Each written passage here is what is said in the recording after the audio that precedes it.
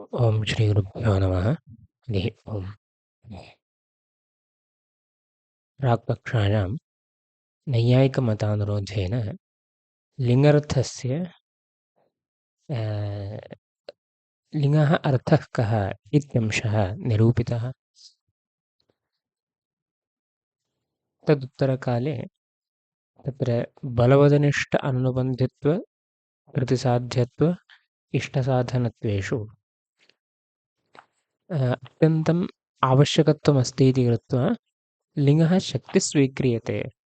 तद्विना प्रवृत्तिर्न भवति, ज्ञानं विना प्रवृत्तिर्न भवति। अतः त्रिषु शक्तिः स्वीक्रियते इत्यप्यंशः निरूपितः अस्ति। तत्र एका शक्तिर्वा भिन्ना भिन्ना शक्तिर्वा इति प्रश्नस्तु अवशिष्टः आसीत्। तदत्र उच्यते बलवदनिष्ठ अननुबन्धित्वविशिष्ट इष्टसाधनत्वविशिष्ट कृतिसाध्यत्वे लिङ्गादीनाम् एकैव शक्तिः इति वदन्ति केचित्। अन्ये तु कृतिसाध्यत्वे बलवदनिष्ठ अननुबन्धित्वविशिष्ट इष्टसाधनत्वे च लिङ्शक्तिः इति वदन्ति।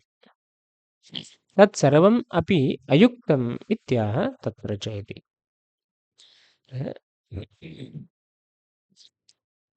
तत्रापि विशेषणविशेष्यभावे विनिगमनाविरहात् प्रत्येकं शक्तिः इति पङ्क्तिः। तत्र अपि शब्दः अस्ति, व्याख्याने चकारः स्वीकृतः। अस्तु, तत्र विशेषणविशेष्यभावे विनिगमनाविरहः अस्ति इति कृत्वा प्रत्येकं शक्तिस्वीकार्ये इति मूलपङ्क्तेः अर्थः, तस्य अवतरणिका दत्ता। नैयायिकेषु अनेकधा निरूपणमस्ति।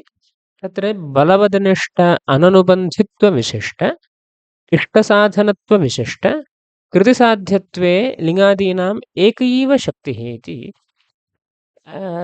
त्रितयविशिष्टे एका शक्तिः स्वीक्रियते इत्येवं। विशिष्टे एका शक्तिर्भवतु इत्येकः पक्षः। अन्ये तु वदन्ति कृतिसाध्यत्वे एका भिन्ना शक्तिः, बलवदनिष्ठ अननुबन्धित्वविशिष्ट इष्टसाधनत्वे अपरा शक्तिः इति शक्तिद्वयं भवतु इति केचन वदन्ति इति। अत्र लिङ्शक्तिरिति केचन वदन्ति इति पक्षद्वयमस्ति।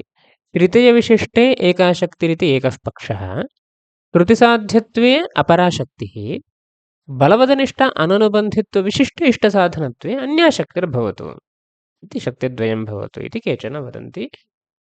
इदं पक्षद्वयमपि अयुक्तम् इति वक्तुं तत्र च इति पङ्क्तिरारब्धा। प्रथमपक्षस्य उत्थितो किं बीजमिति तु स्पष्टमेव अस्ति। अनेकशक्तिकल्पने गौरवं भवति इति कृत्वा विशिष्टे एका शक्तिर्भवतु इति तेषामाशयः। द्वितीयपक्षोत्थितौ इति सर्वत्र कृतिसाध्यत्वस्य बाधः नास्ति। क्वचिदपि तत्र तथा कृतिसाध्यत्वस्य बाधः वक्तुं न शक्यते। परन्तु कदाचित् बलवदनिष्ठ अननुबन्धित्वस्य बाधः भवति।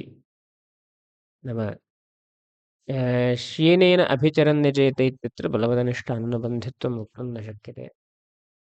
इष्टसाधनत्वं कदाचित् अन्यथापि वक्तुं शक्यते इति कृत्वा तत्र विशिष्टशक्तिः स्वीक्रियते, येन विशिष्टाभावः कदाचित् उपपादयितुं शक्यते।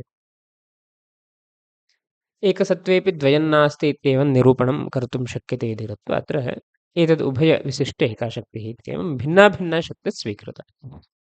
कृतिसाध्यत्वस्य कदाचिदपि अभावः तथा अपेक्षितः न भवति इत्येवं रीत्या। अतः तत्र भिन्ना शक्तिः उभयविशिष्टे एका शक्तिः इत्येवं रीत्या निरूपणं द्वितीयपक्षिणाम् अस्ति।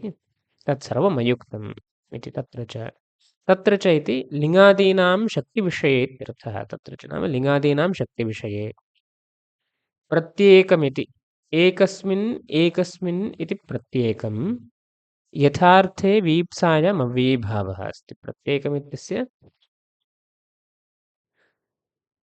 एकैकस्मिन् इत्यर्थः। एकस्मिन् एकस्मिन् इति प्रत्येकं। तत्र प्रत्येकशब्दस्य सामान्यतः अव्ययत्वादेव सप्तम्यादिप्रयोगः तथा बहुधा न दृश्यते।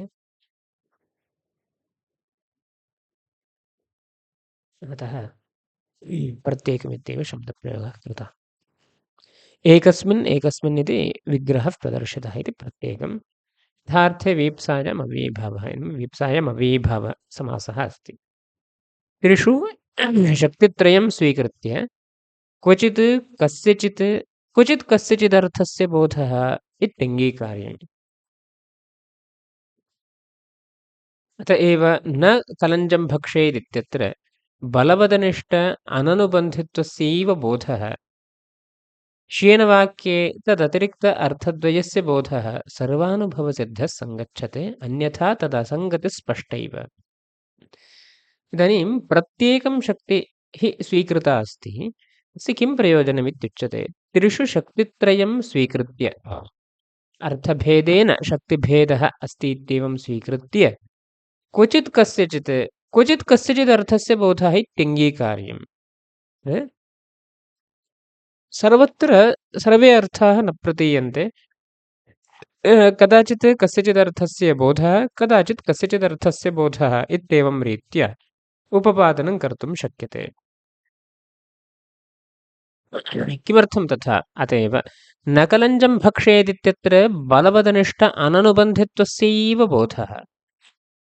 यतोहि यत्र नै अस्ति, भक्षेदिति विधिप्रत्ययोऽप्यस्ति। विधिप्रत्ययेन बलवदनिष्ठ अननुबन्धित्वस्य यदि बोधः स्वीक्रियते तर्हि नया बलवदनिष्ठ अननुबन्धित्वस्य अभावः उच्यते भक्षणे। तर्हि किं भवति? बलवदनिष्ठ अननुबन्धित्व भाववद् भक्षणं नाम बलवदनिष्ठ अनुबन्धी भक्षणमित्यंशः उक्तः भवति, द्योतितो भवति। इष्टसाधनत्वस्य कृतिसाध्यत्वस्य च बोधः यदि स्वीक्रियते तर्हि तयोरभावः वक्तुं न शक्यते। किमर्थम्? इष्टसाधनत्वम् अस्ति एव कलञ्जभक्षणे, तृप्तिरूप इष्टसाधनत्वम् अस्ति एव। अनन्तरं कृतिसाध्यत्वमप्यस्त्येव, नया तदभावः वक्तुं न शक्यते। अतः विधिप्रत्ययस्य एकस्य तत्र अभावे अन्वयः वक्तव्यः बलवदनिष्ठाननुबन्धित्वस्य, अन्ययोः अभावे अन्वयः वक्तुं न शक्यते इत्यादि समस्या। तस्मात् तत्र एकस्यैव बोधः भवतु इत्येवम्। इदं शक्तित्रयं स्वीकृतं चेत् सरसतः उपपादयितुं शक्यते। एका शक्तिश्चेत् सर्वे अर्थाः प्रतीयन्ते, एकया शक्त्या सर्वे अर्थाः युगपदुपस्थिताः भवन्ति, तर्हि एकस्यैव अर्थस्य अन्वयः इत्याद्युपपादने महान् श्रमः भवति। भिन्ना भिन्ना शक्तिश्चेत् अयं श्रमो नास्ति इति। अत एव न कलञ्जं भक्षेदित्यत्र बलवदनिष्ठ अननुबन्धित्वस्यैव बोधः अयमर्थः नयर्थे अन्वेति, नयर्थः धात्वर्थे अन्वेति इति कृत्वा बलवदनिष्ठ अनानुबन्धित्वभाववद्भक्षणमिति वक्तुं शक्यते। श्येनवाक्ये तदतिरिक्त अर्थद्वयस्य बोधः बलवदनिष्ठ अननुबन्धित्वम् इति वक्तुं न शक्यते। बलवदनिष्ठ अनुबन्धी एव श्येनयागः अस्ति इति। अतः बलवदनिष्ठ अननुबन्धित्वरूपम् अर्थं त्यक्त्वा अन्यदित्यर्थद्वयं कृतिसाध्यत्वम् इष्टसाधनत्वम् इति यदर्थद्वयं तदेव तत्र प्रतीयते इति। तदतिरिक्त अर्थद्वयस्य बोधः यः सर्वानुभवसिद्धः सः उपपादितो भवति। कदा इति चेत् प्रत्येकं शक्तिः यदि स्वीक्रियते चेत् अयमंशः उपपादितो भवति। अतः तथा शक्तिस्वीकारः भवतु। अन्यथा तदसङ्गतिस्पष्टैव।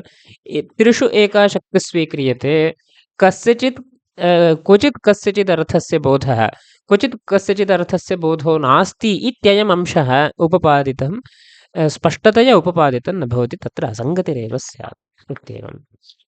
सति सम्भवे अर्थत्रयस्यापि बोधः यथा सोमेन यजेत इत्यादौ इति बोध्यम्।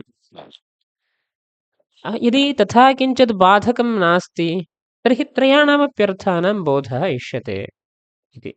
तत्र सोमेन यजेत इत्युदाहरणं। सोमेन यजेत इत्यस्मिन् स्थले तु तत्र इष्टसाधनत्वस्यापि बाधो नास्ति, कृतिसाध्यत्वस्यापि तथा, बलवदनिष्ठ अननुबन्धित्वमपि वक्तुं शक्यते इति त्रयाणामपि बोधः अत्र स्वीक्रियते एव। नाम अयन्नार्थः कदाचित् कस्यचिदेव अर्थस्य बोधः इति तथा किञ्चन नास्ति, बाधकं नास्ति चेत् त्रयाणामप्यन्वयः तत्र स्वीक्रियते।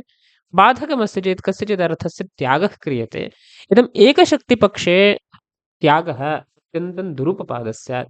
भिन्ना भिन्ना शक्तिरिति स्वीक्रियते, तर्हि एवम् उपपादयितुं शक्यते इत्येवम्। यथा सोमेन यजेत इत्यादौ इति बोध्यम्। ननु अर्थत्रये प्रत्येकं शक्तिस्वीकारे लिङ्गादिभ्यः तस्य युगपद्बोध अनापत्तिः। तत्र अन्तिमा पङ्क्तिरस्ति पुष्पवन्तशब्दवच्च व्युत्पत्तिवैचित्र्यात् युगपदर्थत्रयस्यापि बोधः इति तस्याः अवतरणिकः उच्यते। यदि शक्तित्रयं स्यात् तर्हि अनेकार्थत्वं विधिपदस्य स्यात्। पदस्थले कथं भवति? एकः एव अर्थः, एकस्मिन् प्रयोगे एकः अर्थः प्रतीयते इत्येवं सामान्यतः। तर्हि अत्र अर्थत्रयस्यापि बोधः इति भवता कथम् उच्यते इति शङ्का। ननु अर्थत्रये प्रत्येकं शक्तिस्वीकारे लिङ्गादिभ्यः तस्य युगपद्बोध अनापत्तिः। यदि त्रिषु प्रत्येकं शक्तिः स्वीक्रियते, भिन्ना भिन्ना शक्तिः स्वीक्रियते, तर्हि सकृत्प्रयोगेन त्रयाणामपि बोधः इदानीं यः उक्तः सोमेन यजेत इत्यत्र तदुपपादयितुं न शक्यते किल, तादृशबोधः अनापत्तिः। किमर्थम्? अनेकार्थकशब्दानाम् एकस्मिन् प्रयोगे संयोगविप्रयोगादिभिः सशङ्खचक्रः हरिः इत्यादाविव एकार्थबोधकत्वनियमनात् अयम् अंशः अस्ति। अनेकार्थकः शब्दः यदि वर्तते, यथा हरिः इति शब्दः, अत्र हरिशब्दस्य अनेके अर्थाः वर्तन्ते। यथा तत्र विष्णुः इत्यप्यर्थः अस्ति, सिंहः इत्यप्यर्थः अस्ति, अनन्तरम् अश्वः इत्यप्यर्थः अस्ति। तर्हि इत्येवम् अनेके अर्थाः वर्तन्ते। तेषु अर्थेषु पृथक् पृथक् शक्तिरस्ति। अतः अनेकार्थकः शब्दः हरिशब्दः, पृथक् पृथक् च तेषु अर्थेषु शक्तिरस्ति। तर्हि एकस्मिन् प्रयोगे नाम सशङ्खचक्रः हरिः इति अत्र सकृत् हरिशब्दः प्रयुक्तः अस्ति। अतः एकस्मिन् प्रयोगे संयोगविप्रयोगादिभिः तत्र समभिव्याहारः, अनन्तरं नाम अन्यत्र प्रकरणम् इत्यादीनि यानि तात्पर्यग्राहकलिङ्गानि वर्तन्ते, संयोगविप्रयोगः इत्यनेन तात्पर्यग्राहकलिङ्गम् अत्र विवक्षितमस्ति। संयोगः समभिव्याहारः, विप्रयोगः तथा समभिव्याहारः तथा वैयधिकरण्येन उपस्थितिः इत्येवं रीत्या आदिशब्देन प्रकरणम् इत्येवं रीत्या अर्थं स्वीकृत्य नाम तात्पर्यग्राहकादिकं यदि वर्तते चेत् सशङ्खचक्रः हरिः इत्यादौ एकस्यैव अर्थस्य बोधः दृष्टः। अतः अयं नियमः आगतः अनेकार्थकशब्दानाम् एकस्मिन् प्रयोगे तात्पर्यग्राहकानुरोधेन एकार्थबोधकत्वम् इत्येवं कश्चित् नियमः अस्ति। सकृदेव अर्थः तत्र बुध्यते। सकृत् नाम एकः एव अर्थः बुध्यते इत्येवम्। अनेकार्थकशब्दानाम् एकार्थबोधकत्वनियमः सकृदुच्चरितन्यायादिति केषाञ्चिदुक्तिस्तु न समीचीना। अत्र अयं नियमः कश्चन उक्तः, अनेकार्थकशब्दानाम् एकार्थबोधकत्वनियमः इति सशङ्खचक्रः हरिः इति। अत्र हरिशब्दस्य विष्णुरित्येव अर्थः। तत्र अश्वो वा मन्यते सिंहो वा न स्वीक्रियते। किमर्थम्? अत्र सामानाधिकरणे सशङ्खचक्रः इति समभिव्याहारः अस्ति। समभिव्याहारेण हरिशब्दस्य कः अर्थः अत्र ग्राह्यः इत्यंशः निश्चीयते। शङ्खचक्राभ्यां सहितः सशङ्खचक्रः स च विष्णुरेव भवति इत्येवं रीत्या हरिशब्दस्य पदान्तरेण अर्थः निश्चीयते इत्येवमस्ति स्थितिः। एकः एव अर्थः तत्र बुध्यते। तर्हि अत्र अयं नियमः उक्तः अनेकार्थकशब्दानाम् एकार्थबोधकत्वमिति यः नियमः, सः नियमः किं मूलकः? कस्यचित् नियमस्य मूलं किञ्चित् भविष्यति। तर्हि अस्य नियमस्य किं मूलं, बीजं किम् अस्य नियमस्य सद्भावे इत्येवं चेत् तत्र उच्यते, कैश्चिदुच्यते सकृदुच्चरितन्यायात् इति केचन। नाम तत्र सकृदुच्चरितः शब्दः सकृदेव अर्थं गमयति इति न्यायः। अपरः कश्चन न्यायः अस्ति। अनेन न्यायेन अनेकार्थकशब्दानाम् एकार्थबोधकत्वनियमः इति द्वितीयः नियमः स्वीक्रियते इति केषाञ्चित् अभिप्रायः। तत् न भवति इति एतैः उच्यते। सकृदुच्चरित न्यायानुरोधेन अयं नियमः सम्पन्नः इति नास्ति इति केषाञ्चिदुक्तिस्तु न समीचीन। अयम् अंशः न ग्राह्यः। किमर्थम् इति चेत् सकृत् शब्दस्य कः अर्थः इत्यादि निरूपणद्वारा अयम् अंशः उच्यते। क्रियाभ्यावृत्तिगणने कृत्वसुच इति प्रत्ययः अस्ति। क्रियाभ्यावृत्तिगणने इत्यधिकारे एकशब्दात् सुच् प्रत्ययः एकशब्दस्य सकृदादेशश्च इत्यर्थकेन एकस्य सकृच्च इति सूत्रेण निष्पन्नस्य सकृच्छब्दस्य एकम् इत्यर्थकत्व अभावेन तन्न्यायस्य सकृदुच्चरितशब्दः सकृत् एकमर्थं बोधयति इत्यर्थकत्व अयोगात्। अत्र सकृच्छब्दस्य निष्पत्तिः प्रदर्शिता अस्ति। सकृदुच्चरितशब्दः सकृदेव अर्थं गमयति इति इत्यत्र सकृत् इति प्रयोगः अस्ति। सकृत् अर्थम् इत्यत्र सकृच्छब्दः प्रयुक्तः। सकृच्छब्दस्य कः अर्थः इति तत्र क्रिय अभ्यावृत्तिगणने कृत्वसुचि इति सूत्रमस्ति। तत्र क्रियाभ्यावृत्तिगणने इत्यस्य अधिकारः वर्तते। अस्मिन् सूत्रे अभ्यावृत्तिगणने कृत्वसुचि इति सूत्रे श्रुतस्य क्रियाभ्यावृत्तिगणनेति पदस्य अनुषङ्गः वर्तते इत्यभिप्रायः। अधिकारे नाम तथा अनुषङ्गः अस्ति। तत्र इत्यधिकारे एकशब्दात् सुच् प्रत्ययः इत्यस्मिन् अधिकारे एकस्य सकृच्च इति सूत्रं पठितम्। अत्र अयं द्रष्टुं प्रभवामः पञ्चमाध्यायस्य चतुर्थे पादे सप्तदशं सूत्रमस्ति क्रियाभ्यावृत्तिगणने कृत्वसुचि इति। इदं तु ऊनविंशतिसूत्रमस्ति एकस्य सकृच्च इति। अतः तत्र क्रियाभ्यावृत्तिगणने इत्यस्य अनुषङ्गः अस्ति। क्रिया अभ्यावृत्तिगणने एकस्य सकृच्च इत्येवं तत्र अनुषङ्गादिना अर्थः भवति। अतः एकस्य नाम एकशब्दात् सुच् प्रत्ययः भवति। अत्र कृत्वसुचि इत्यस्ति, अतः सुच् प्रत्ययः एकशब्दात् भविष्यति। पुनः एकशब्दस्य सकृदादेशश्च सकृच्च इत्युक्तम्। अतः प्रातिपदिकस्य सकृत् इत्यादेशो भविष्यति। अतः एकशब्दस्य प्रातिपदिकस्य सकृत् इति भविष्यति। सुच् प्रत्ययः एकशब्दात् सुच् प्रत्ययोऽपि भविष्यति।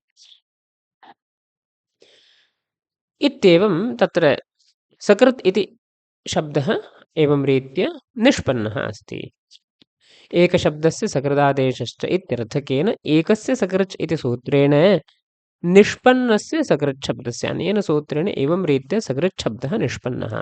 तर्हि तस्य कः अर्थः सञ्जातः? क्रिय अभ्यावृत्तिगणनं पौनःपुन्येन क्रियायाः यत्र अनुष्ठानं भविष्यति सामान्यतः तादृशस्थले तत्र अभ्यावृत्तिः पौनःपुन्येन तस्यैव पुनः पुनः अनुष्ठानम् इत्येवम् इति तादृशार्थे एकशब्दादनन्तरं सुच् प्रत्ययो भविष्यति। अनन्तरं प्रातिपदिकस्य सकृत् इत्यादेशो भवति। अनेन सकृत् इति शब्दः निष्पन्नः इति निष्पन्नस्य सकृच्छब्दस्य एकमित्यर्थकत्व अभावेन। तर्हि प्रातिपदिकस्य एकमित्यर्थः तत्र क्रियाभ्यावृत्तिगणनरूप अर्थबोधने सुच् प्रत्ययोऽपि कृतः अस्ति। तर्हि तस्य अन्यः अर्थः वर्तते। मिलित्वा सकृच्छब्दस्य एकम् इत्यर्थो नास्ति। एकमित्यर्थकत्व अभावेन तन्न्यायस्य अनेकार्थकशब्दानाम् एकार्थबोधकत्वनियमः इति न्यायस्य इति अयं न्यायो न सकृदुच्चरितशब्दः सकृदेव अर्थं बोधयति इत्यादि। तदेव सकृदुच्चरितशब्दः सकृत् एकमर्थं बोधयति इत्यर्थकत्व अयोगात्। तन्न्यायस्य नाम सकृदुच्चरितशब्दः सकृदर्थं गमयति इत्यत्र सकृत् एकमर्थं बोधयति इत्यर्थः न भविष्यति। तत्र सकृदर्थं बोधयति इत्यस्य सकृत् एकमर्थं बोधयति इत्यंशः भवता वक्तुं न शक्यते। यदि सकृदुच्चरितशब्दः सकृत् एकमर्थं बोधयति इति अंशः तेन न्यायेन लभ्येत तर्हि अनेकार्थकशब्दानाम् एकार्थबोधकत्वनियमः नियमः अस्य नियमस्य अयं न्यायः मूलमिति वक्तुं शक्येत, परन्तु तथा सकृत् एकमर्थं बोधयति इत्यर्थः अस्य न्यायस्य वक्तुं न शक्यते, यतोहि सकृत् शब्दस्य एकमित्यर्थो नास्त्येव। तत्सूत्रबलेन सकृदुच्चरितशब्दः अर्थं सकृत् एकवारमेव बोधयति इत्यर्थस्यैव ततः लाभात् च। तत्र अभ्यावृत्तिः नाम त्रिः द्विः इत्युच्यते चेत् द्विवारं त्रिवारम् इत्येवं भविष्यति। सकृत् इत्यस्य एकवारमित्यर्थः भविष्यति। तत्र आवृत्तिरपेक्षते, तदनुरोधेन एकवारम् इत्यर्थः, सकृत् शब्दस्य एकवारम् इत्यर्थः। अतः तत्सूत्रबलेन एकस्य सकृच्च इति सकृत् शब्दस्य निष्पत्तिसम्बन्धि यत् सूत्रमस्ति, तादृशसूत्रबलेन क्रियाभ्यावृत्तिगणने इत्यादि अनुषङ्गः अस्ति इति तत्सर्वं मिलित्वा तत्सूत्रबलेन सकृदुच्चरितशब्दः अर्थं सकृत् गमयति, सकृदेव बोधयति, सकृदर्थं गमयति इत्यस्य एकवारम् अर्थं बोधयति इत्यर्थः एव लभ्यते। सकृत् एकम् अर्थं बोधयति इति न भवति। अनेकार्थकेषु अनेकार्थकस्य शब्दस्य ये अनेके अर्थाः वर्तन्ते, तेषु अर्थेषु मध्ये एकमर्थं बोधयति इत्यंशः वक्तुं न शक्यते, अपि तु एकवारम् अर्थं बोधयति इति वक्तुं शक्यते। अतः सकृत् नाम एकवारम् इत्यर्थः। एकवारम् अर्थं बोधयति इत्यंशः तस्य न्यायस्य विवक्षितः अर्थः। स च बोधः एकार्थविषयकः अनेकार्थविषयको वा इत्यन्यदेतत्। यतोहि एकवारम् अर्थं बोधयति इत्यस्ति, पदम् एकवारम् अर्थं बोधयति, न तु अनेकवारं, द्विवारं वा त्रिवारं वा इत्येवम्। एकवारं प्रयुक्तः शब्दः एकवारमेव अर्थं बोधयति इत्येवं जातं।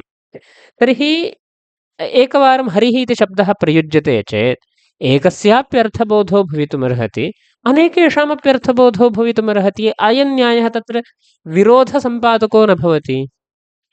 तदेव उक्तं, स च बोधः एकार्थविषयको वा अनेकार्थविषयको वा इति नियमः अनेन न्यायेन नैव क्रियते इत्येवं। तत्र उच्यते गङ्गायां मीनघोषौ स्तः इत्यादौ अनेकार्थस्य युगपद उपस्थितेः इत्यत आह। तत्र एकार्थविषयकः बोधः, यथा सशङ्खचक्रः हरिः इत्यत्र सकृत् उक्तः हरिशब्दः एकम् अर्थम् उपस्थापयति, एकवारम् एकमर्थम् उपस्थापयति। अतः अत्र एकार्थविषयकः बोधः अस्ति। विष्णुरूपः यः एकार्थः सः एव अत्र बुध्यते, एकः अर्थः स एव बुध्यते। अनेकार्थविषयकबोधः को भवति? सकृदुच्चरितस्य शब्दस्य अनेकार्थविषयकबोधजनकत्वमपि सम्भवति। यतोहि अत्र सकृदर्थं गमयति इत्यस्य एकवारमेव अर्थम् उपस्थापयति, एकवारमपि अनेकान् अर्थान् उपस्थापयितुं प्रभवति, श्रमः नास्ति। तत् दर्श्यते गङ्गायां मीनघोषौ स्तः। अत्र गङ्गाशब्दस्य सकृदुक्तः गङ्गाशब्दः तत्र मीनानुरोधेन शक्यार्थस्यापि विवक्षा अस्ति, घोषानुरोधेन लक्ष्यार्थस्य तीरस्यापि उपस्थितिरिष्यते। अतः अनेकार्थः, अत्र अनेके अर्थाः गङ्गाशब्दस्य शक्यार्थोऽपि लक्ष्यार्थोऽपि। अतः गङ्गाशब्दस्य अनेके अर्थाः अत्र बोधे भासन्ते इत्येवं रीत्या सकृदुक्तशब्दः गङ्गाशब्दः अनेकान् अर्थान् उपस्थापयति, शक्यार्थमप्युपस्थापयति, लक्ष्यार्थमप्युपस्थापयति। यतोहि अग्रे मीनशब्दः अस्ति इति कृत्वा मीनस्तु नद्यां जले भवति इति जलरूप अर्थः, नदीरूप अर्थोऽपि तत्र विवक्षितः। घोषः नाम ग्रामविशेषः, स च तीरे भवति इति कृत्वा गङ्गाशब्दस्य तीररूपः अर्थोऽपि विवक्षितः अस्ति इत्येवं। गङ्गायां मीनघोषौ इत्यस्मिन् स्थले सकृदुक्तः गङ्गाशब्दः एकवारमेव अनेकान् अर्थान् उपस्थापयति, शक्यार्थमप्युपस्थापयति, लक्ष्यार्थमप्युपस्थापयति इति दृष्टम्। अतः सकृदुच्चरितशब्दः सकृदर्थं गमयति इत्यस्य एकवारमेव अर्थं बोधयति इत्यर्थः।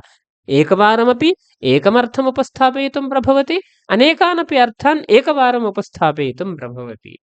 अतः अयं न्यायः अनेकार्थकशब्दानाम् एकार्थबोधकत्वनियमः इति नियमस्य मूलं भवितुं नार्हति। अतः इत्यादौ अनेक अर्थस्य युगपदुपस्थितिः अपि सम्भाव्यते। अतः आह पुष्पवन्तशब्दवदिति। तस्मात् अत्र भिन्ना शक्तिः स्वीकृता लिङ् शब्दस्थले। तस्मादेव अनेके अर्थाः सञ्जाताः लिङ्पदस्य। तर्हि तेषु मध्ये एकस्यैव अर्थस्य बोधः भवति इति नियमः यः अस्ति, अनेकार्थकशब्दानाम् एकार्थबोधकत्वनियमः यदि अङ्गीक्रियेत तर्हि त्रयाणामपि बोधः उपपादयितुं न शक्यते इत्येवम् आपन्नम्। तदर्थं च उच्यते अयं नियमः सकृदुच्चरितन्यायमूलकः नास्ति। सकृदुच्चरितस्थले एकवारं बोधः भवति इत्यर्थः। एकवारमप्यनेकेषां बोधः अन्यत्र दृष्टः गङ्गायां मीनघोषौ स्तः इति। अतः तत्र तद्वदत्रापि वक्तुं शक्यते इत्येवम् अत्र विवक्षा अस्ति ग्रन्थकारस्य। तत्र दृष्टान्तः उक्तः पुष्पवन्तशब्दवदिति। दृष्टान्ते प्रथमतः निरूपणं क्रियते अयमर्थः। पुष्पवन्तपदात् चन्द्रत्वावच्छिन्नविषयक सूर्यत्वावच्छिन्नविषयक शाब्दबोधो भवतु इत्याकारकः एव पुष्पवन्तपदे भगवत्सङ्केतः।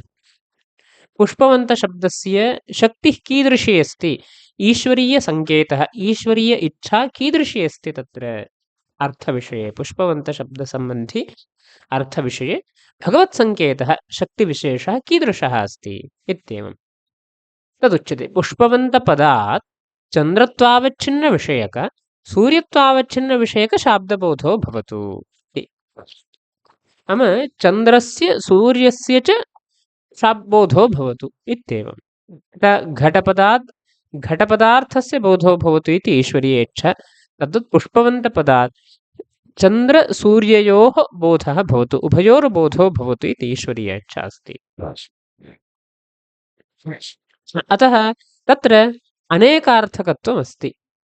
सूर्योऽपि अर्थः चन्द्रोऽप्यर्थः इति एकस्य शब्दस्य अनेकार्थकत्वमस्ति, परन्तु उभयोरपि बोधः स्वीक्रियते।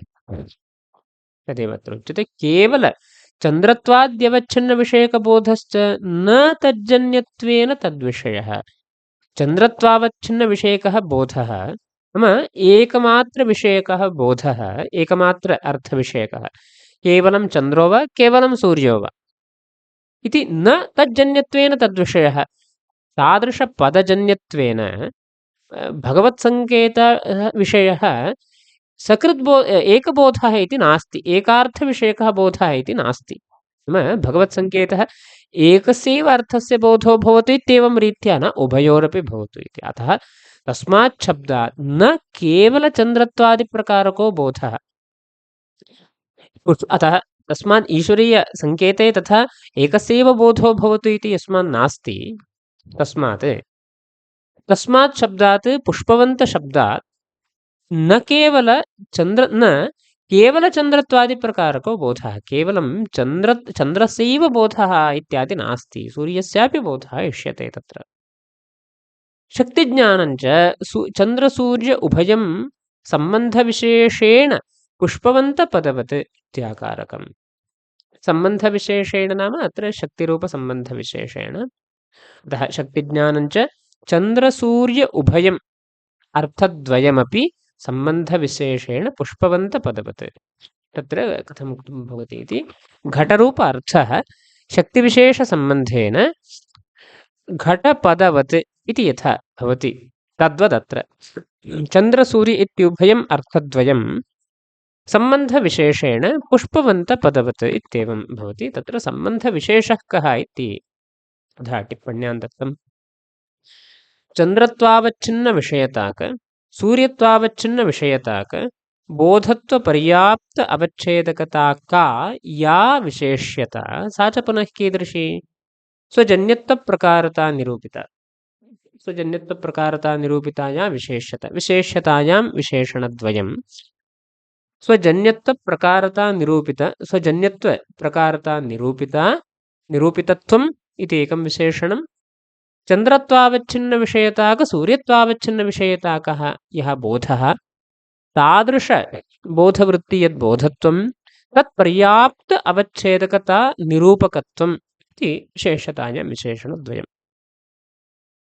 तादृशविशेष्यता या वर्तते तन्निरूपितविषयता निरूपितवृत्तित्वविषयता तन्निरूपितत्वसम्बन्धावच्छिन्नविषयता सम्बन्धेन कः अर्थः भवति इति चेत् ईश्वरीय इच्छायाम् एवं तत्र आकारः भवति।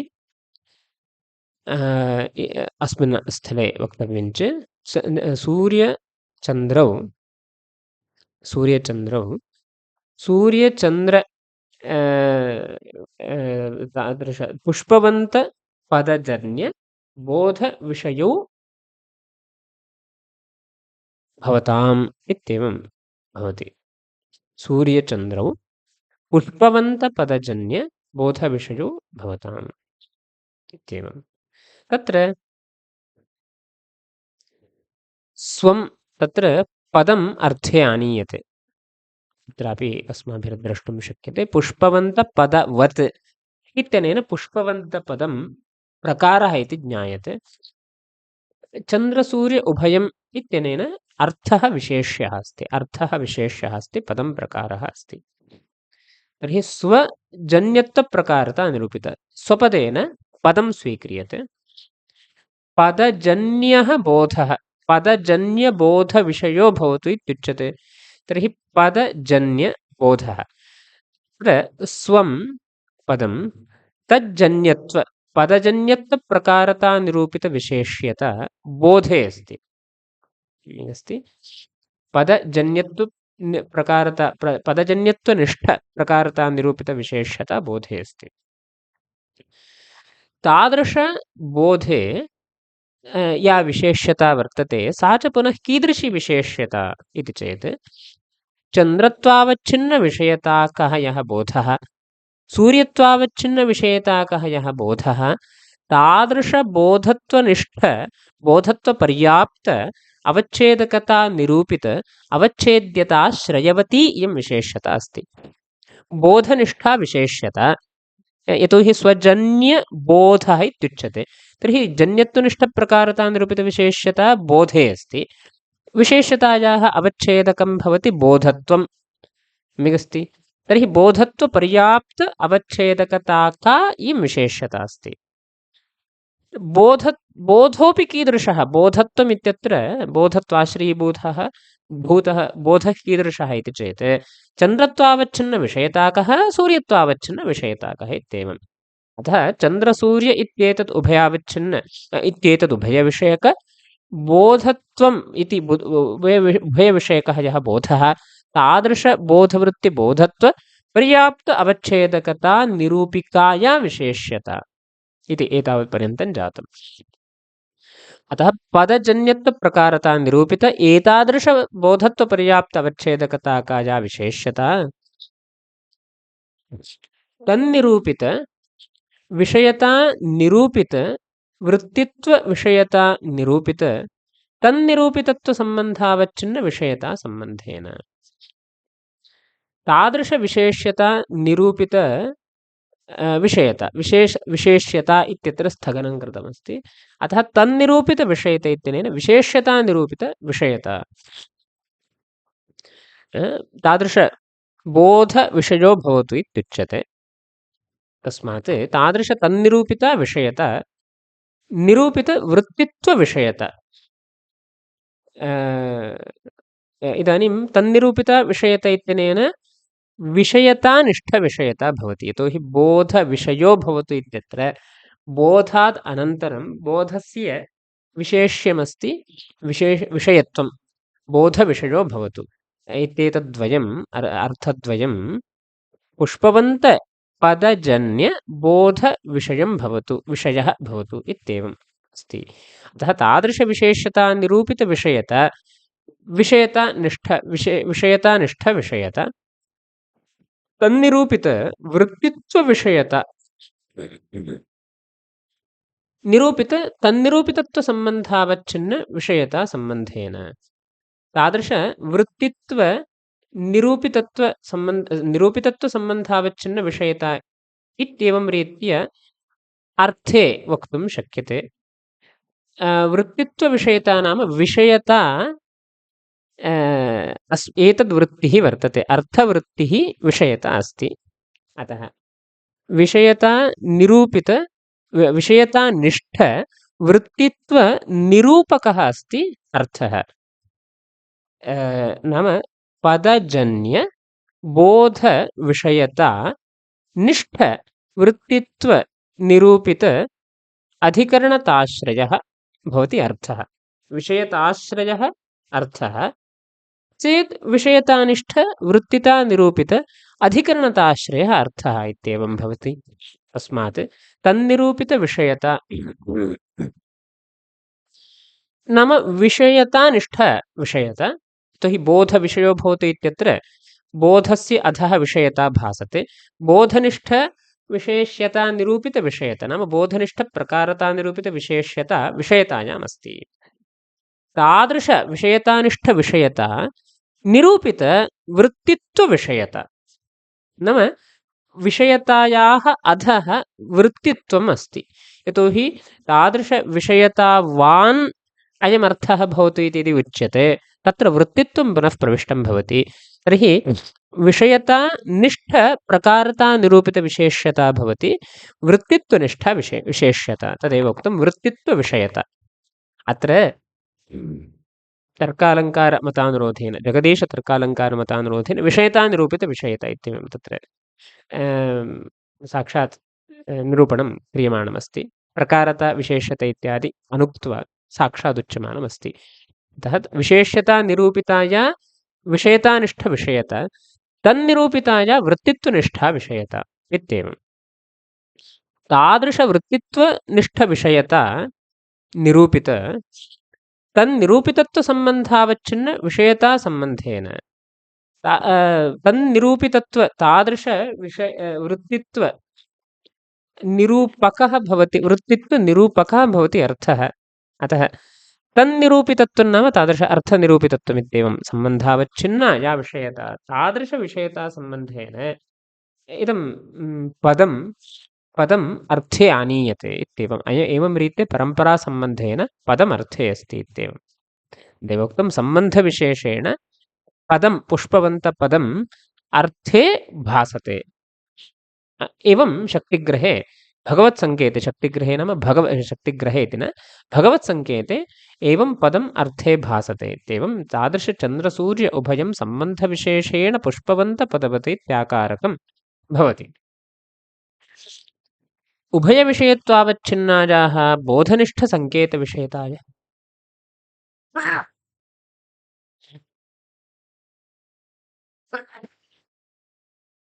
बोधनिष्ठसङ्केतविषयतायाः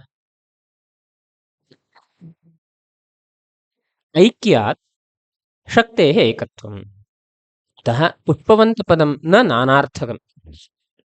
उभयविषयत्वावच्छिन्नायाः बोधनिष्ठसङ्केतविषयतायाः ऐक्यात् शक्तेरेकत्वम्। अत्र सङ्केतविषय उभयविषयत्वावच्छिन्न या बोधनिष्ठविषयता पदजन्यबोधविषयो भवतु इत्युच्यते। तादृशपदजन्यबोधः कीदृशः बोधः स्वीक्रियते? उभयविषयत्वावच्छिन्न। अत्र पूर्वमुक्तं चन्द्रत्वावच्छिन्न विषयताक सूर्यत्वावच्छिन्न विषयताक बोधः इत्येवम्। अतः उभयविषयत्वावच्छिन्न बोधनिष्ठसङ्केतविषयता स्वीक्रियते, सा एका अस्ति इति कृत्वा शक्तिरप्येका इत्येवं वक्तुं शक्यते। अतः पुष्पवन्तपदं न नानार्थकं। पुष्पवन्तशब्दस्य नानार्थकत्वं यद्यपि नास्ति, अत्र हरिशब्दवत् स्थितिर्नास्ति। तथा च अमरसिंहः एकयोक्त्या पुष्पवन्तौ दिवाकरनिशाकरौ। एकयोक्त्य सकृदुक्त्यैव पुष्पवन्तशब्दः दिवाकरनिशाकरयोः बोधं जनयति। दिवाकरः सूर्यः, निशाकरः चन्द्रमाः इत्येवम् एकयोक्त्या इत्यस्ति। सूर्याचन्द्रमसौ एकशक्त्या पुष्पवन्तपदप्रतिपाद्यौ इति तदर्थः। अमरकोशे यदस्ति तस्य अर्थः उच्यते। सूर्याचन्द्रमसौ सूर्यः चन्द्रः इत्येतदुभौ एकशक्त्या पुष्पवन्तपदप्रतिपाद्यौ एकयैव शक्त्या पुष्पवन्तपदेन प्रतिपाद्येते सूर्याचन्द्रमसौ इत्येवमर्थः। अतः अत्र एका एव शक्तिरस्ति। उद्देश्यतावच्छेदकावच्छेदेन विधेयान्वये तात्पर्यात् चन्द्रत्वसूर्यत्वयोः एकशक्त्यधीनप्रतिपत्तिविषयतावच्छेदकत्वलाभात् न पुष्पवन्तपदात् नानार्थकपदादिव न तादृशैकधर्ममात्रप्रकारको बोधः। उद्देश्यतावच्छेदकावच्छेदेन विधेयान्वये तात्पर्यात् तत्र अवच्छेदकावच्छेदेन बोधः इति वर्तते। कः अर्थः इति चेत् उद्देश्यतावच्छेदकावच्छेदेन विधेयस्य तत्र सम्बन्धः वक्तव्यः। विधेयस्य उद्देश्यतावच्छेदकावच्छेदेन सम्बन्धः वक्तव्यः। यथा अन्यत्र पश्यामश्चेत् व्रीहीन् अवहन्ति इति। व्रीहिः उद्देश्यः अस्ति, अवघातः विधेयः अस्ति। उद्देश्यतावच्छेदकं व्रीहित्वम्। उद्देश्यतावच्छेदकावच्छेदेन नाम यत्र यत्र व्रीहित्वमस्ति तत्र सर्वत्र अवघातः कर्तव्यः। उद्देश्यतावच्छेदकं व्रीहित्वं तदवच्छेदेन यस्य तद्व्यापकत्वेन विधेयस्य सम्बन्धः वक्तव्यः। अतः उद्देश्यतावच्छेदकव्रीहित्वं यत्र यत्र तत्र सर्वत्राप्यवघातो भवति इत्येवम् अत्र अभिप्रायः। तद्वदत्र वक्तव्यम्। एकयोक्त्या पुष्पवन्तौ पुष्पवन्तौ दिवाकरनिशाकरौ एकयोक्त्या प्रतिपादयति इत्येवम्। तत्र पुष्पवन्त शब्दस्थले तथा उद्देश्यतावच्छेदक अवच्छेदेन विधेयान्वये तात्पर्यमस्ति इति कृत्वा चन्द्रत्वसूर्यत्वयोः एकशक्त्यधीनप्रतिपत्तिविषयतावच्छेदकत्वलाभात् एकयैव शक्त्या उभयोर्बोधः अयं विधेयः अस्ति इति। उद्देश्यतावच्छेदकावच्छेदेन बोधः इष्यते। तस्मात् चन्द्रत्वसूर्यत्वयोः एकशक्त्यधीनप्रतिपत्तिविषयतावच्छेदकत्वम् इत्येवम् अर्थः अत्र लभ्यते। अतः पुष्पवन्तपदात् नानार्थकपदादिव न तादृश एकधर्ममात्रप्रकारको बोधः। एकयैव शक्त्या इति दिवाकरनिशाकरयोर्बोधः अपेक्षते इति विधीयमानः अस्ति पुष्पवन्तशब्दस्य उद्देशत्वं स्वीकृत्य। तथा च यदा यदा पुष्पवन्तशब्दः प्रयुज्यते तदा एकयोक्त्या दिवाकरनिशाकरयोः बोधः इति। तर्हि सर्वत्रापि यदा यदा पुष्पवन्तशब्दः उद्देश्यतावच्छेदकावच्छेदेन विधेयान्वये यदा यदा पुष्पवन्तशब्दप्रयोगः क्रियते तदा सर्वत्रापि दिवाकरनिशाकरयोः एकशक्त्या बोधः इत्येवं तत्र विधेयसम्बन्धः। अतः चन्द्रत्वसूर्यत्वयोः एकशक्त्यधीनप्रतिपत्तिविषयतावच्छेदकत्वम्। एकशक्त्यधीनप्रतिपत्तिविषयता एकशक्त्यधीना या प्रतिपत्तिः प्रतिपत्तिर्नाम ज्ञानं तादृशज्ञानीय या विषयता तद् अवच्छेदकत्वं चन्द्रत्वसूर्यत्वयोरुभयोरपि भवति इत्येवम्। इत्ययम् अंशः अनेन न्यायेन लभ्यते। यदा यदा यत्र यत्र उद्देश्यतावच्छेदकं तत्र सर्वत्र विधेयसम्बन्धः अपेक्षते। तर्हि एकयोक्त्य एकशक्त्यधीनप्रतिपत्तिविषयता यत्र भवति तत्र नाम चन्द्रसूर्ययोः तथा एकशक्त्यधीनप्रतिपत्तिविषयतावच्छेदकत्वमित्यर्थः लभ्यते इति। तत्र एवम् अपि वक्तुं शक्यते। पूर्वं मया एवमुक्तं यदा यदा पुष्पवन्तशब्दः प्रयुज्यते तदा एकयोक्त्यैव दिवाकरनिशाकरयोः तत्र बोधः अपेक्षते इत्येवम्। एकयोक्त्या दिवाकरनिशाकरौ इति विधेयकुक्षौ प्रवेशः कृतः। यदा यदा पुष्पवन्तशब्दप्रयोगः एकयैव शक्त्या दिवाकरनिशाकरयोर्बोधः इति विधेयते। एवम् इदानीम् अन्यथापि वक्तुं शक्यते, एतत् परिष्कारानुरोधेन उच्यते। परिष्कारानुरोधेन चिन्तयामश्चेत् एतत् परिष्कारः चन्द्रत्वसूर्यत्रयोः इति यः परिष्कारः प्रदर्शितः, तादृशपरिष्कारानुरोधेन चिन्तयामश्चेत् अत्र दिवाकरनिशाकरयोः उद्देश्यत्वं स्वीकृत्य एकयोक्त्यैत्यंशः विधीयमानः अस्ति। दिवाकरनिशाकरौ एकयोक्त्या प्रतिपाद्येते इत्येवं। तस्मात् दिवाकरनिशाकरयोः उद्देश्यत्वम्, अर्थस्य उद्देश्यत्वम् एकयोक्ति इत्यंशः अत्र कोशे विशेषतः विधीयमानः अस्ति। एकयोक्तीव प्रतिपत्तिरपेक्षते इत्येवम् अंशः विधीयमानः अस्ति। तर्हि दिवाकरनिशाकरौ इति उद्देश्यमस्ति, अर्थः उद्देश्यः अस्ति। उद्देश्यतावच्छेदकं चन्द्रत्वं सूर्यत्वम् इत्येतदुभयम्। तत्र चन्द्रत्वसूर्यत्वम् इत्येतत् उभयं तदपि कथं पुष्पवन्तशब्दप्रतिपाद्य चन्द्रः सूर्यः उद्देश्यः, पुष्पवन्तौ इत्यपि शब्दः अस्ति। अतः पुष्पवन्तशब्दप्रतिपाद्यः चन्द्रः सूर्यः इत्येतदुभयमुद्देश्यं। तादृश उद्देश्यतावच्छेदकं चन्द्रत्वं सूर्यत्वं यत्र यत्र भवति, पुष्पवन्तप्रतिपाद्य चन्द्रत्वसूर्यत्वं यत्र तत्र एकशक्ति अधीन प्रतिपत्तिविषयता अपेक्षते। एकयैव शक्त्या इति विधीयमानः अंशः। एकयैव शक्त्या इत्यस्य कः अर्थः? एकशक्त्यधीन प्रतिपत्तिविषयता अपेक्षते इति।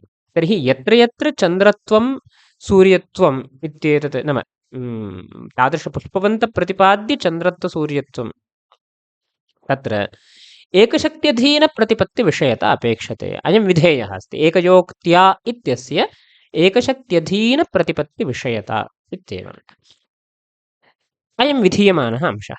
तर्हि चन्द्रत्वसूर्यत्वयोः उद्देश्यतावच्छेदकत्वम् एकशक्त्यधीनप्रतिपत्तिविषयत्वम् अत्र विधीयते। उद्देश्यतावच्छेदकं व्याप्यं भवति, विधेयं व्यापकं भवति। व्याप्यम् अवच्छेदकं भवति, व्यापकम् अवच्छेद्यं भवति। नाम सामान्यतः अवच्छेदकत्वं किम् इति स्वरूपसम्बन्धरूपमवच्छेदकत्वमिति अन्यत्।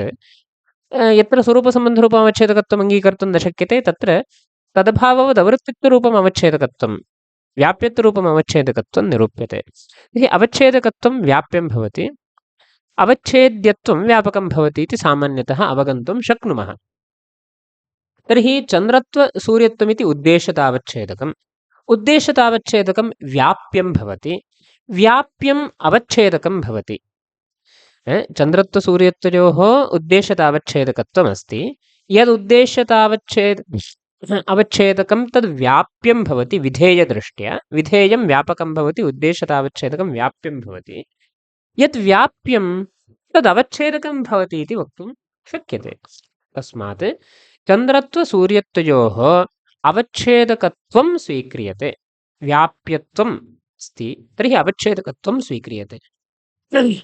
एकशक्त्यधीनप्रतिपत्तिविषयता व्यापिका अस्ति, विधेया अस्ति। विधेयं व्यापकं भवति, व्यापकम् अवच्छेद्यं भवति। अतः तादृशप्रतिपत्तिविषयता अवच्छेद्या अस्ति।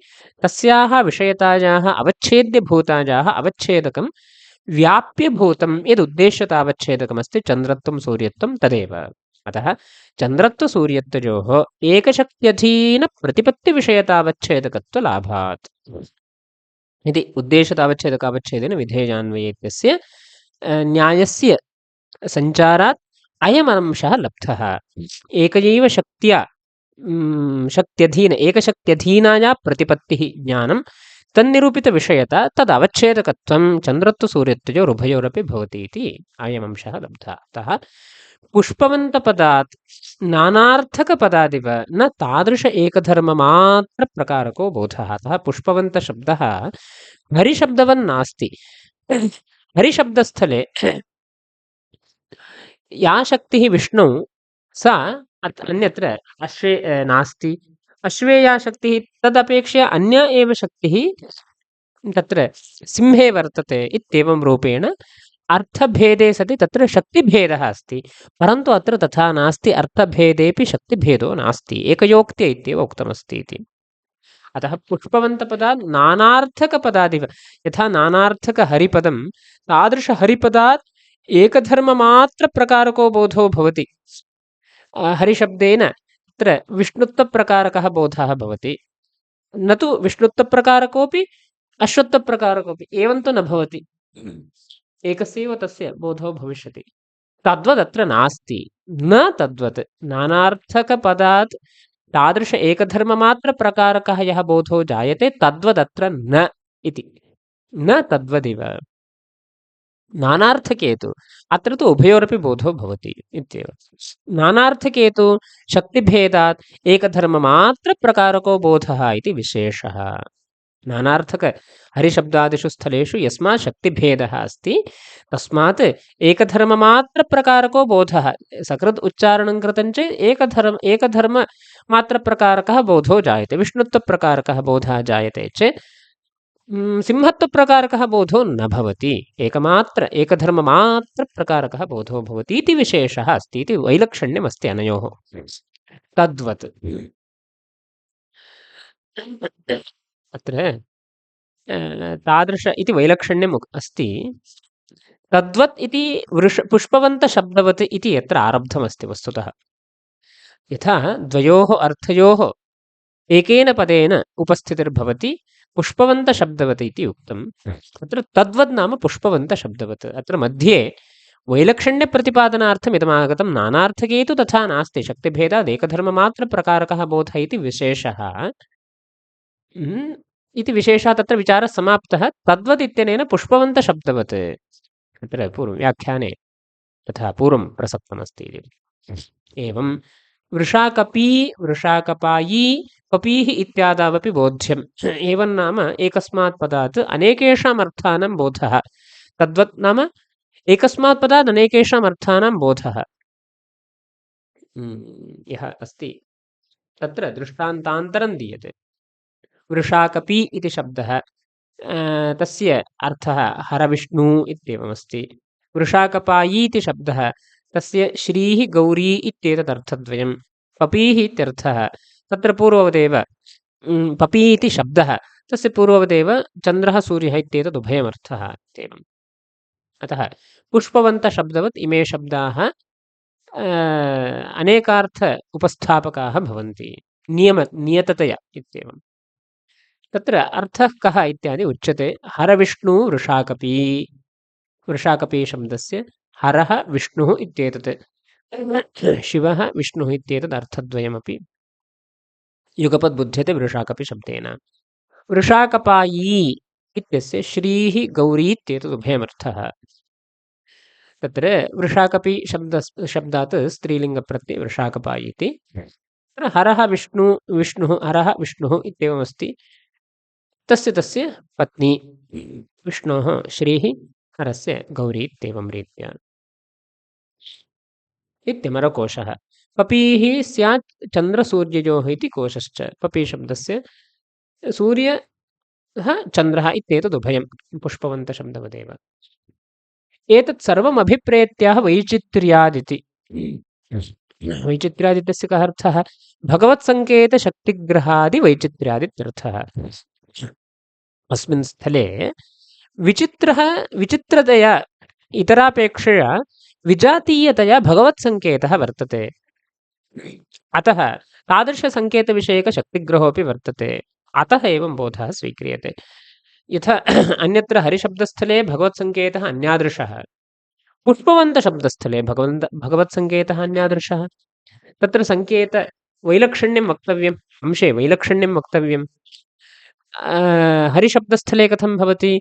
विष्णुः बोधविषयो भवतु, अश्वः हरिपदजन्यबोधविषयो भवतु, सिंहः हरिपदजन्यबोधविषयो भवतु इति समूहालम्बनात्मकः अनेके अंशाः वर्तन्ते तत्र। एकः वैशिष्ट्यावगाही अंशः अन्यः वर्तते। परन्तु पुष्पवन्तशब्दस्थले तु भगवत्सङ्केतः कीदृशः? सूर्याचन्द्रमसौ पुष्पवन्तशब्दजन्यबोधविषयौ भवताम् इत्येवम् एकः अंशः। एकस्मिन्नेव अंशे द्वयोरप्यर्थयोः प्रवेशः अस्ति, अर्थद्वयस्यापि प्रवेशः अस्ति इति वैचित्र्यं जातं। हरिशब्दापेक्षया पुष्पवन्तशब्दस्थले समूह नाम विशिष्टवैशिष्ट्य अवगाही यः अंशः अस्ति सः विजातीयः जातः। तद्वत् अत्र लिङ् शब्दस्थलेपि विजातीयतया इच्छा स्वीक्रियते इत्येवं। तादृश भगवत्सङ्केतशक्तिग्रहाति वैचित्र्यं तत्र वैचित्र्यम् अङ्गीकृत्य अर्थः निरूपयितुं शक्यते। अतः युगपदर्थत्रयस्यापि बोधः सोमेन यजेत इत्यादौ विधिस्थले पूर्वोक्तैरित्य सोमेन यजेत इत्यादि विधिस्थले तत् यत्र बाधकं किञ्चित् नास्ति तत्र त्रयाणामप्यर्थानां युगपद्बोधः वक्तुं शक्यते। यतोहि अस्माभिः इदानीं व्युत्पत्तिवैचित्र्यं स्वीकृतमस्ति। भगवत्सङ्केते वैचित्र्यं स्वीकृत्य तत्र शक्तिग्रहेपि वैचित्र्यं स्वीकृत्य एवम् अंशः तत्र निरूपयितुं शक्यते। अतः नानार्थकश्चेदपि अयं लिङ्शब्दः नानार्थकश्चेदपि पुष्पवन्तशब्दस्थले यथा व्युत्पत्तिवैचित्र्यमस्ति इति कृत्वा अनेकेषाम् अर्थानां बोधो भवति तद्वदत्रापि बोधो भवति इत्ययम् अंशः अत्र निरूपितः अस्ति। अत्र चिन्त्यः अयम् अंशः एकः अस्ति। चिन्त्यो नाम विशेषतः अवलोकनीयः एकः अंशः अस्ति। पुष्पवन्तशब्दवत् इति दृष्टान्तः दर्शितः। अयं दृष्टान्तः सर्वांशे न घटते। किमर्थमिति चेत् पुष्पवन्तशब्दस्थले इदानीम् उक्तरीत्या एकयोक्त्य इत्याद्युक्तरीत्या एका एव शक्तिरस्ति। एकयैव शक्त्या अर्थद्वयं प्रतीयते। अत्र तावत् लिङ् शब्दस्य तावत् शक्तित्रयमस्ति, अर्थत्रयमस्ति। अतः सर्वांशे पुष्पवन्तशब्देन सह पुष्पवन्तशब्देन सह साजात्यं लिङ् शब्दस्य नास्ति। पुष्पवन्तशब्दस्थले एका एव शक्तिः अर्थद्वयं प्रतीयते। अत्र तु नियमेन अर्थद्वयं प्रतीयते। तत्र लिङ् शब्दस्थले तु शक्तित्रयं भिन्नं भिन्नम् अर्थत्रयं भिन्नं भिन्नम् अस्ति इति वैलक्षण्यमस्ति। अर्थभेदः अस्ति चेत् शक्तिभेदोऽप्यस्ति। पुष्पवन्तशब्दस्थले अर्थभेदः अस्ति परन्तु शक्तिभेदः नास्ति, एक एव शक्तिरस्ति इति ईषद् वैलक्षण्यमस्ति। तथापि अयं दृष्टान्तः कथं घटते इति चेत् अंशे एव दृष्टान्तः। यथा पुष्पवन्तशब्दस्थले अर्थयोः एकस्यां पदार्थोपस्थितौ विषयत्वं स्वीक्रियते। पदमेकमेव अर्थद्वयं नियमेन भासते। तद्वत् शक्तिविषये न चिन्त्यते। तद्वत् लिङ् शब्दः एकः एव अर्थत्रयं भासते इत्यस्मिन्नेव अंशे दृष्टान्तः। तत्र शक्तिविषये दृष्टान्तो नास्ति। अतः अयं सकृत् एकः शब्दः अनेकार्थभासकः इत्येवं यथा अस्ति तद्वदत्रापि लिङ् शब्दः एकः शब्दः अनेकार्थप्रतिपादकः भवति इत्यस्मिन् अंशे दृष्टान्तत्वं स्वीकृत्य अत्र निरूपणं कृतमस्ति। इत्येवम् अत्र पूर्वं या शङ्का उद्भाविता अर्थत्रये प्रत्येकं शक्तिस्वीकारे लिङ्गादिभ्यस्तस्य युगपद्बोध अनापत्तिः इत्यदि उक्तं तदत्र वारितम्। एवं व्युत्पत्तिवैचित्र्यं स्वीकृत्य युगपद्बोधः अपि अस्माभिः सम्पादयितुं शक्यते इत्यंशः अत्र निरूपितः। अत्र स्थापयामः। नमस्कारः।